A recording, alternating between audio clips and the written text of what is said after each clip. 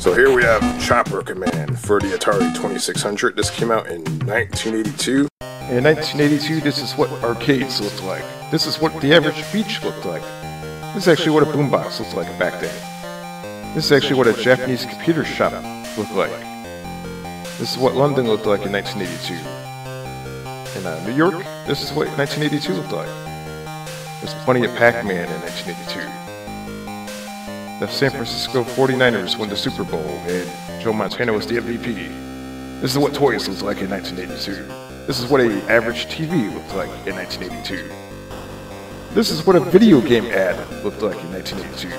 The wrestler of the year was Ric Flair in 1982. And Hulk Hogan got screwed out of the AWA World Heavyweight title in 1982. Chopper Command has some very interesting facts. It was released in 1982, developed by Activision, and programmed by Bob Whitehead. Now, one interesting fact about Chopper Command and Activision on the Atari 2600, their games in particular, is if you score a certain score in those games, such as 10,000 points in Chopper Command, you can actually snap a picture of your TV and mail the actual scorecard into Activision, and they will actually send you back a patch or a prize. And in Chopper Command's case, they send you a Chopper Commandos patch. So it's like an early form of achievements or trophies that you would actually see on the PS4 or Xbox One. And this is what the cartridge looks like. As you can see here, it's really beat to hell. I'm pretty sure this has been played quite a bit. I believe there's a little thing here that's supposed to pop out right here, but it's probably stuck in there. I never bothered cleaning the cartridge, so I'm not sure if this is going to play right off the bat or not. We're going to find out. But yeah, this is what the box art, or actually the label, looks like. It is beat up, but it still looks alright to me. And that's a little screenshot of the game right there. Now, there is probably many different variations of this cartridge. There's a blue label, and there's a few other ones, I guess. This is probably the most common.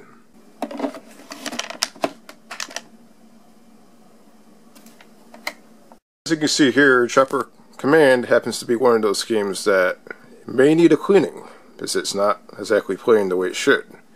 It almost looks like one of those NES games you have to blow into. So maybe let's try the NES trick. Let's try blowing into it. So we blew into it. Let's try this out, see if it works. Alright, we're getting something different here. I don't see anything on the screen yet. Let's push a couple of buttons here and see if...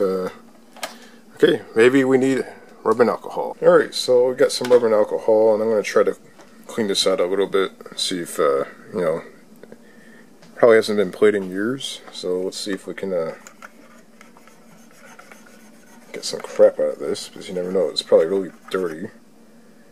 Yeah, there's something on there. Alright, so we're going to try this again. I cleaned it out. I blew it out a little bit, so let's see if this works. Oh, I'm hearing something. What the hell is that?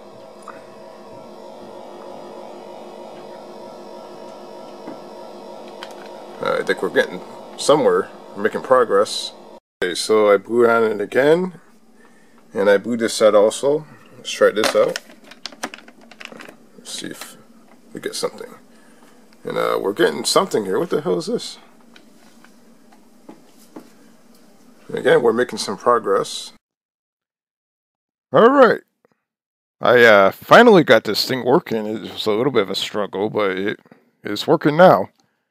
It was quite the battle. Had to use rubbing alcohol, had to blow the air into it, and you know, all kinds of stuff going on there. Alright, so this is Chopper Command. And I never, what the hell, I already died. Alright, let's see if we can figure this out. I think I put it on 2 players. What the hell did I do?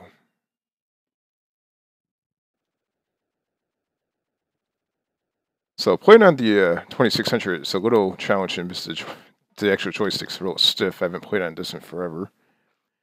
The 2600 was actually my first console. Let me see here. Is that 1 player, 2 player? Okay, let's try this out. So when you play a 2600 game, you have to actually select the mode. On the actual console itself, there's like 2 buttons you have to push, and there's a reset button. Oh, what the hell? Yeah, so this was the first console I ever owned when I was really young, probably like 3 or 4. It was a hand-me-down from my dad. And I played it on a black and white TV, like a 13-inch. And it was fun as hell. Let's try this again. What the? Oh, my TV like cuts out sometimes. Just say, converting this over to the way I converted it is not exactly the easiest thing in the world. I know there's it's like a choplifter game. You might have to pick up actually people. I'm not sure if you have to do that in this game or not. We'll find out. So far, I'm doing better than I did the last time. I can tell you that. Whoa. Yeah, this is crazy playing on a console or a controller that's nearly 40 years old. Actually, it's over 40 years old. I think it's 41. Let's try to land it. See what happens here. Can I land? Nope. So I guess the whole object of this is to blow shit up. Yeah, take that, you son of a bitch. Oh, wow. That was close. You can see the nice Atari graphics in the background. You have it looks like we're in a desert. Supposedly this is like the desert version of Defender.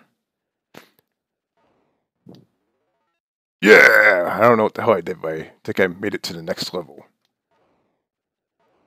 Oh, what the hell?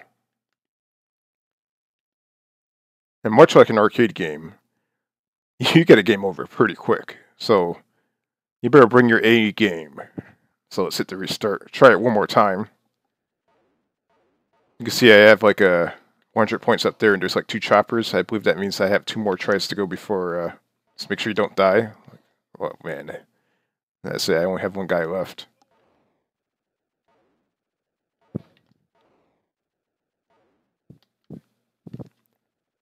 So this is proof that graphics don't mean much, because you can definitely pop one of these games in and have plenty of fun.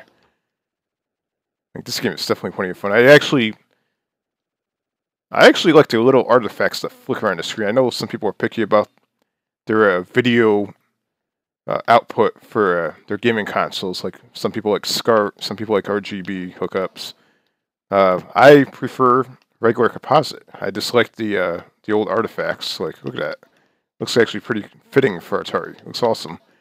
And using the HDMI upscaler, it makes it look even cooler. It just looks awesome. So yeah, once you take a break from playing one of these Atari games, it will probably take you about a good 20 minutes to a half hour to actually, get your groove back on these games. Because, yeah, especially using the controller. If you haven't touched an Atari controller in a long time, then yeah, it's going to take a while.